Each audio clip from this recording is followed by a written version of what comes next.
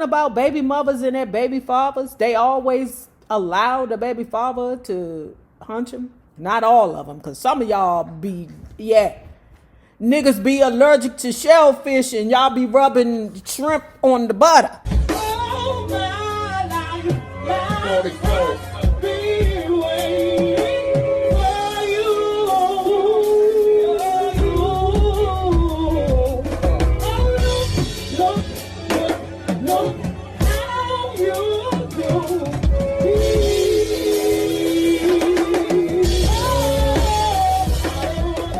So the Hines brothers is on one today, okay? They getting on my nerves. They really are. So if you hear a lot of shucking and jiving, you know what it is. Hello there, love bugs. Hello there, Bellas. If you have not already done so, please remember to like, share, subscribe, and tip your favorite narrator via Cash App at $NayRob on YouTube. And if you are not already a part of this book club, please hit the Patreon link below and or the join button here on the YouTube. And for a small monthly fee of $5, you babies, yes, you can be privy to all the shenanigans before the YouTube gets it, if the YouTube gets it. Now, let's begin reading Brother Ray by our dude, David Ritz. Keep in mind that the paid members got the first 2 parts already. Yeah, they got theirs on Saturday. But the YouTube, here you go. Before I begin, let me say right here and now that I'm a country boy. And man, I mean the real backwoods. That's at the start of the thing. And that's at the heart of the thing. All I ever saw, and I'm talking literally, was the country. I didn't lose my sight till I was 7. It happened gradually, so I have years of pictures of country places, country people, country animals in my mind. I was born in Albany, Georgia on September 23rd, 1930. Pause. That's a Libra man. What I tell you about them Libra men? We sells. Not because, they're bad people, but because them hunchies got the propensity to get, anytime I dealt with a Libra, anything male or female, I always dissolved it because it can only be one mother hunchy. That's funny. Shucking and jiving, kikiing and laughing. And it's going to be me. I mean, okay, pause. It's not like I'm trying to control the spotlight. It's just I wouldn't want to date myself. That's it. That's Mother Hunchy all. Because I know that I teeter a very, very thin line of goofy. Okay? Funny. And then it's a thin line right onto the other side of goofy. And sometimes we hit that goofy. And I don't want to be sitting around in this 2 goofies. I was born in Albany, Georgia on September 23rd, 1930. A few months later, we moved to a little town in northern Florida, only 30 or 40 miles from the Georgia border. On the map, it reads Greenville, but we always pronounced it Greensville with an S. My father's name was Bailey Robinson, and to tell you the truth, I wouldn't bet a lot of money he and my mother ever were married. My mother's name was Aretha. Aretha was what everyone called her. The old man wasn't part of my life. He was a tall dude, I remember that, but he was hardly ever around. I recall one morning, I still must have been a very small child when he was leaving the house, and I asked him if he was going to get on top of Mama and play with her. I knew they were always doing something like that when I was supposed to be sleeping, but I didn't know exactly what it was. Those little shotgun shacks were tiny, and you were just about on top of each other anyway. So Bailey came and went. I didn't really get to know the man, maybe because he worked on the railroad and was always gone, maybe because he didn't care. Can't say. It's something about baby mothers and their baby fathers. They always allow the baby father to hunch him? Not all of them, because some of y'all be, niggas be allergic to shellfish and y'all be rubbing shrimp on the butter. Okay, some of y'all bitches be trying to kill them niggas. It's something about that dynamic. And I'm going to be honest with you about that. Don't kill me, y'all. But sometimes I believe that the baby mothers allow the baby fathers to come through to hunch them just so the son can see their father. The call go, hey, Jerry. Yeah. Ray's fine, Jerry. You gonna come through and see your son? Oh, I'm busy. I can't do it. You know I'm working on the chain gang. I can't do but so much, baby. I can't get around here. Well, Jerry, if you come around, it's some pussy waiting here on you. That's what it seemed like these women have to do sometimes. And it sounds like that might be what Ray Charles's mother was doing. So Bailey came and went. I didn't really get to know the man. Maybe because he worked on the railroad and was always gone. Maybe because he didn't care. Can't say. But in the country, we had two kinds of marriages, common law and the normal type. Relationships between men and women, though, are things that a little child can't easily understand. And to this day, I'm not certain what the entanglements were all about. I do know that Bailey's first wife, a woman named Mary Jane, was someone who loved and cared for me like a mother. Pause.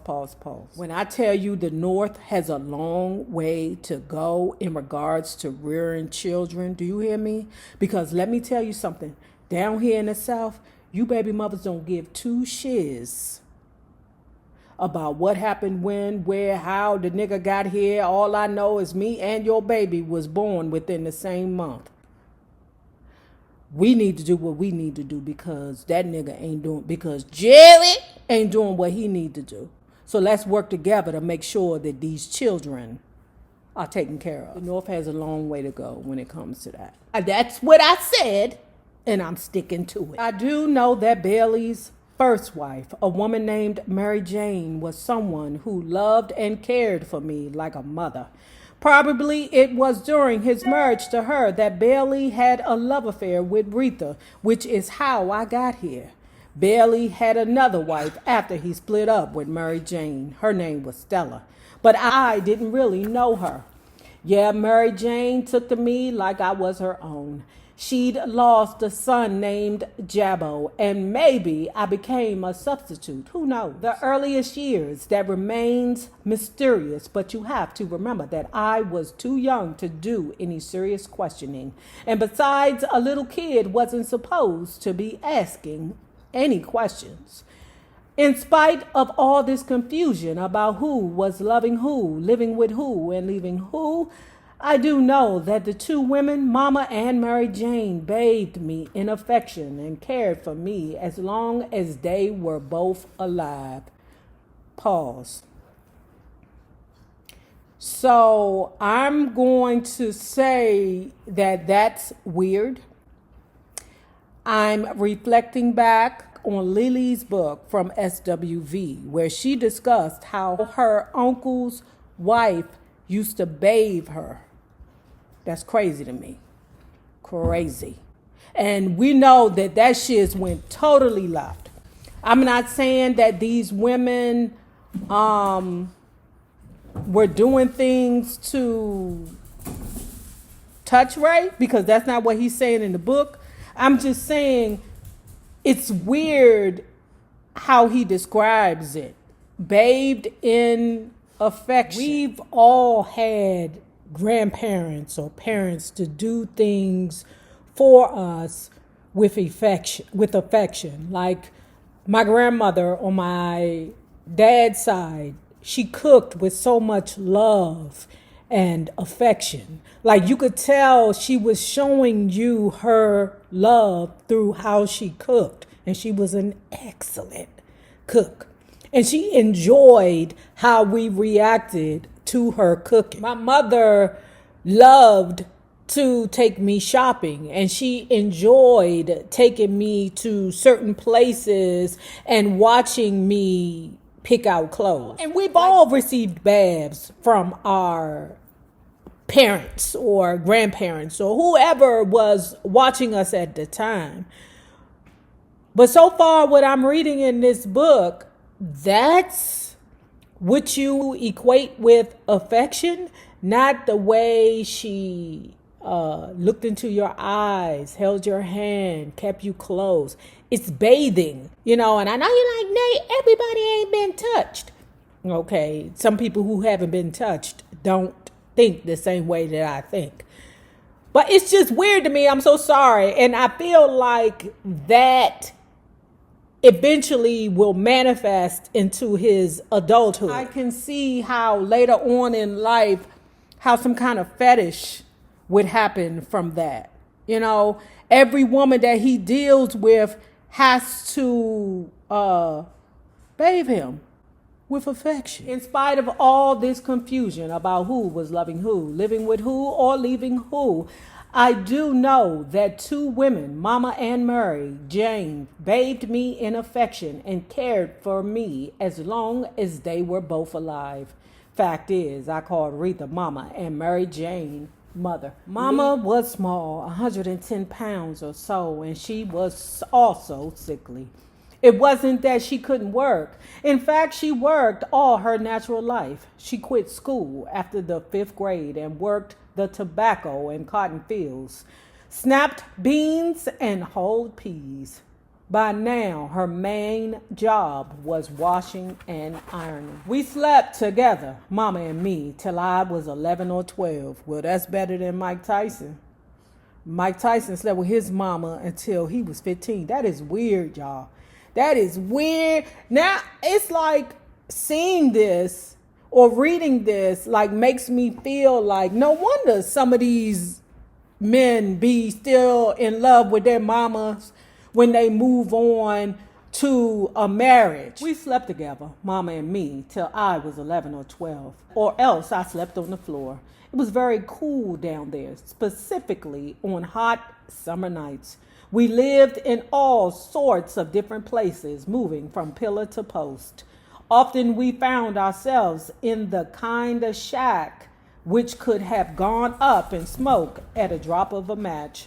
But somehow we made it. There were 2 sons born to Rita, my brother George and me.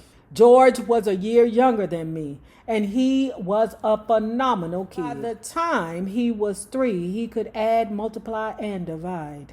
Neighbors came by just to watch him do his little mathematics. They were fascinated by him. George also had a highly developed talent for inventing games and designing toys. Since there was no money for stuff like that, you had to make your own. And George did just that, putting together tiny cars and other devices with strings and wires. The kid was inventive and in many special ways brilliant.